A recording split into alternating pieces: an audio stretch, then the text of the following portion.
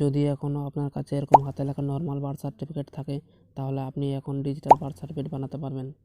তো digital birth certificate বানানোর জন্য আপনি আপনার ফোনের গুগলে এখানে সার্চ করবেন, জন্ম মৃত্যু তথ্য লিখে সার্চ করবেন।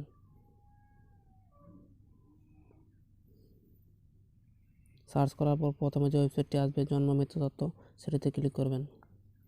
ক্লিক করার পর এরকম একটা ইন্টারফেস আসবে এবং আপনি আপনার ফোনের ডান দিকে যে 3 লাইন দেখতে পাবেন সেটিতে ক্লিক করবেন।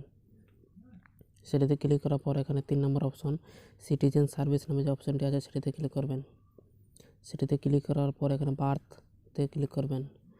বার্থে ক্লিক করার পর এখানে ইউর অ্যাকনোলেজমেন্ট সার্টিফিকেট নম্বর সেটিতে ক্লিক করবেন।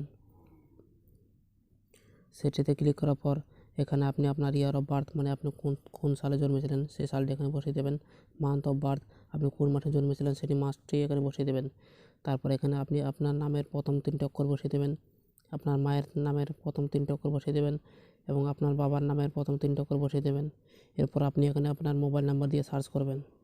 সার্চ করার পর যদি এরকম লেখা ওঠে নো ডাটা অ্যাভেলেবেল, তাহলে আপনাকে বুঝতে হবে আপনার ডিটেলস এই ওয়েবসাইটে এখনও আপডেট হয়নি।